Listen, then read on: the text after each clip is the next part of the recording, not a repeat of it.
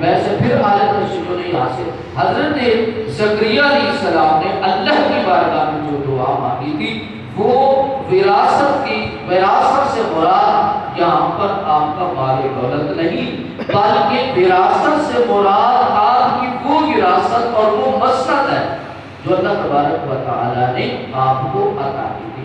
اور وہ مسند کیا تھی آپ کی؟ بیت المقدس کی انتظامی امور حضرت زکریا علیہ السلام کے پاس موجود تھے.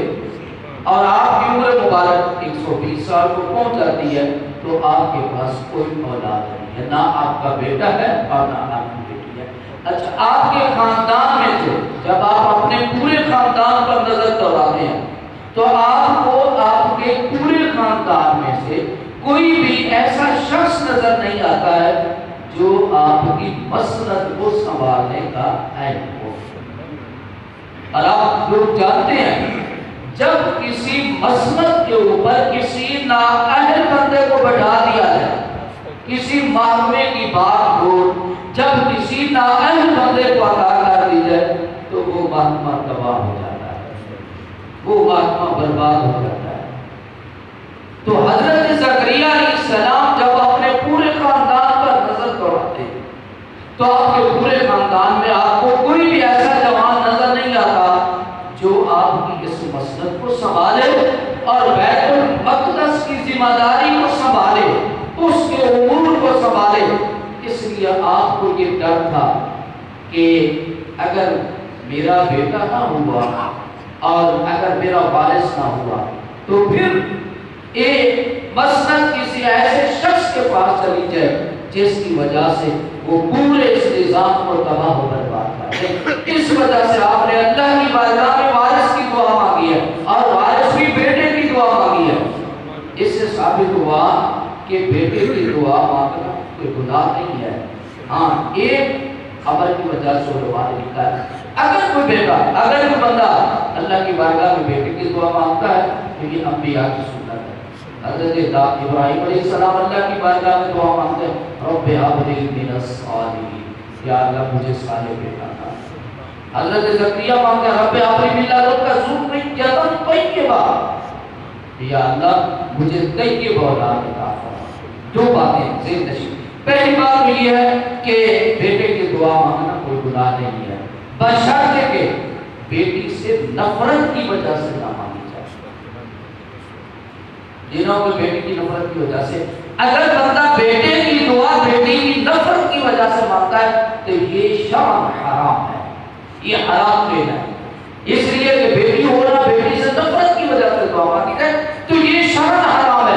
لیکن اگر وہ اللہ کی بارگاہ میں بیٹے کی دعا مانگتا ہے، نیک اور صالح بیٹے کی دعا مانگتا ہے اور اس لیے مانگتا ہے کہ مالک مجھے ایسا بیٹا عطا فرما جو تیرے دین کی خدمت کرے، نیک سیرت ہو. حضرت ابراہیم نے بھی دعا مانگی کہا هب لي من الصالحين، صالح بیٹا عطا فرما. حضرت زکریا نے دعا مانگی رب هب لي من لدنك ذرية طیبہ، یا اللہ مجھے طیب اولاد عطا فرما، نیک اولاد عطا فرما. ہمارے بزرگ تھے عالم، وہ فرماتا ہر انسان کی دنیا میں دو چیزوں کی ہر انسان کو ضرورت بھی ہوتی ہے اور طلب بھی ہوتی ہے اور ہونی بھی چاہیے، ایک مال کی اور ایک آل کی. یہ ہر انسان کی ضرورت بھی ہے، ہر انسان کی طلب بھی ہے، اور دوسرا اولاد کی. پھر آپ فرماتے تھے کہ ہر انسان اللہ سے مال کی دعا کرتا ہے اور اللہ سے مانگنے بھی چاہیے کہ یا اللہ تو مجھے صاحب مال کر دے، مجھے صاحب اولاد کر دے. یہ اللہ سے دعا مانگنی چاہیے. لیکن آپ فرماتے تھے کہ پھر اللہ تبارک و تعالیٰ دے بھی دیتا ہے لیکن پھر اس کا فائدہ نہیں ہوتا ہے. اولاد دے دیتا ہے لیکن اولاد فائدہ نہیں دیتی ہے. اولاد تو ہو جاتی ہے لیکن وہ اولاد کو اس کے بھی سارے درد بن جاتی ہے. مال مل جاتا ہے لیکن مال ملنے کے بعد وہی مال انسان کے لیے بیع سے عذاب بن جاتا ہے. کیوں کہ مال ملا لیکن جب اس نے دعا مانگی تھی تو مال مانگنے کی جب دعا مانگی دولت مانگنے کی دعا مانگی تو اللہ سے دعا ہی مانگتا کہ اے مالک مجھے ایسی دولت عطا فرما، پہلا تو ایسا رزق عطا فرما جو رزق کے حلال ہو. رزق کی دو قسمیں، رزق حلال اور رزق حرام۔ اللہ تبارک نبی کے رسول بزرگ فرماتے ہیں کہ اللہ نے انسان کے مقدر میں جو رزق دے دیا ہے، لکھ دیا، وہ اس کو دینا ہے۔ اب بندے کی مرضی ہے اس کو حلال کر کے کمائے یا اس کو حرام کر کے کمائے۔ جو لکھ دیا ملنا ضرور ہے، اب بندے تیری ذمہ داری جھوٹ بول کر کمائے، دھوکہ دے کر کمائے، چوری ڈاکہ کر کے کمائے، ملاوٹ دے کر ملاوٹ کر کے کمائے، یہ تیری مرضی ہے۔ تیرے رب نے جو تیرے مقدر میں لکھا ہے وہ تجھے مل جانا ہے، لہذا جو تیرے مقدر میں لکھا ہے تو اے بندے اس کو حرام کر کے نہ کما، بلکہ اس کو حلال طریقے سے کما، اس کو جائز طریقے سے کما۔ دوسرا، جب اولاد کے لیے دعا مانگی جائے تو اللہ کی بارگاہ میں دعا مانگی جائے کہ مالک مجھے اولاد عطا فرما، لیکن ایسی اولاد عطا فرما جو ایک سیرت ہو، جو تیرے نبی کے دین پہ چلنے والی، جو تیری تابع کرنے والی، جو تیرے محبوب کی تابع داری کرنے والی ہو، جو تیری اتباع کرنے والی ہو، تیرے محبوب کی اتباع کرنے والی ہو۔ اور جب میں اس کو دیکھوں، اللہ تبارک و تعالی نے قرآن پاک میں دعا مانگنے کا طریقہ دو عطا کیا، فرمایا ربنا ہب لنا من ازواجنا ومن ذریاتنا قرۃ اعین، مولا مجھے ایسی بیوی عطا کر اور ایسی اولاد عطا کر کہ من ازواجنا وذریاتنا قرۃ اعین، ایسی بیوی اور ایسی اولاد عطا فرما کہ جب میں اس کو دیکھوں تو میری آنکھیں ٹھنڈی ہو جائیں۔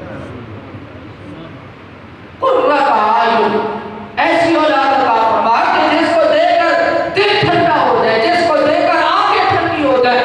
یہ لوگ ایسی اولاد عطا فرما جو میرے لیے وبال جان بن جائے، جو میرے لیے مصیبت بن جائے۔ گلی میں نکلوں تو ہر بندہ شکوہ لے کر کے کھڑا ہو، محلے میں نکلوں تو ہر بندہ گلے دے رہا ہو کہ تیری اولاد ایسی ہے، تیری ایسی اولاد کی دعا مانگ کہ مالک جب میں نکلوں تو اپنی اولاد کی وجہ سے سر اٹھا کے جی، یہ نہیں کہ سر کو جھکا کے جی۔ تو حضرت زکریا علیہ السلام نے اللہ کی بارگاہ میں جو دعا مانگی تو دعا مانگنے کا مدعا اور منشا یہ تھا کہ مالک ولی یارثونی و یارث من آل یعقوب، جو میرا وارث بنے اور یعقوب علیہ السلام کے خاندان کا وارث بنے۔ اور آگے وَجَعَلْهُ رَبِّ رَضِيًّا، اگلے الفاظ ثابت کر رہے ہیں کہ آپ نے جو وارث مانگا تھا، مال کے لیے وارث نہیں مانگا تھا۔ اور حضرت زکریا علیہ السلام کے پاس تو مال دولت اتنا تھا ہی نہیں۔ حضرت زکریا علیہ السلام درخان کا کام کرتے تھے، حضرت زکریا علیہ السلام بڑھائی کا کام کرتے تھے، درخان کا کام کرتے تھے اور رزق حلال کماتے تھے۔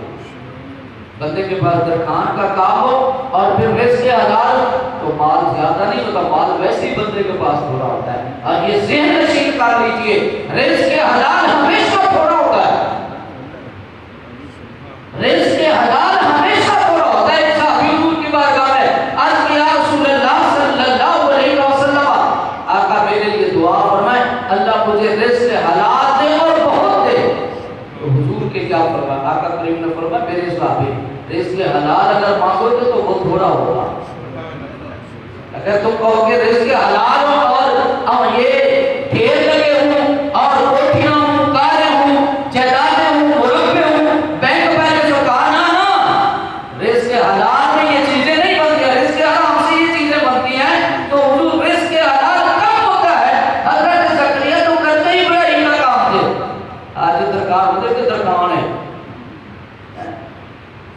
درخان کو حقیقت سے بوچی، یہ بوچی ہے، میرے نبی نے بوچی کا کام کیا، حضور نے خود اپنے آنکھ سے چوٹیاں کر کوئی تو بوچی ہے، چھاٹے جا رہے تھے ہے بوچی، یہ دہائی درخان کے درخان، اس بیچارے کو عزت کے حضور علیہ السلام کا پتہ ہے ننیال، حضور کا ننیال جو تھا حضور کے نانا نانی وہ بھی درخان تھے، بنو نجار کا حضور کا قبیلہ، حضور کے ننیال کا قبیلہ بنو نجار کا قبیلہ تھا۔ نجار بڑائی کو کہتے ہیں، درخان کو کہتے ہیں۔ حضرت زکریا علیہ السلام بھی بڑائی کا کام کرتے تھے، آپ درخان کا کام کرتے تھے۔ تو ثابت ہوا کہ حضرت زکریا کے پاس مال و دولت نہیں تھا، آپ کے پاس جو وراثت کی دعا مانگے اس کا ذکر کر کے وَجَعَلْهُ رَبِّ رَضِيًّا، مالک ایسا بیٹا عطا کرنا جو پسندیدہ سیرت والا ہو۔ اگر مال کی دعا ہوتی تو یہاں پر سیرت کا ذکر کتاب کا تھا، پسندیدہ کا ذکر کیا جاتا۔ ثابت ہوا حضرت زکریا نے جو بیٹے کی دعا مانگی ہے، اور بیٹے کی دعا مانگی، اور ایسے بیٹے کی دعا مانگی جو آپ کی مسند کا مالک ہو، جو آپ کی، جو اللہ نے جو رتبہ، جو مقام، جو عزت دیا تھا، جو اللہ نے آپ کو جو مسند دی تھی، اس کو سنبھالنے کے لیے آپ نے دعا کی۔ پھر اللہ تبارک و تعالیٰ آپ کی اس دعا کو قبول فرمایا، جس کا ذکر ابھی آیا کو بھی جناب میں اللہ پاک نے عمل کی کو آمین۔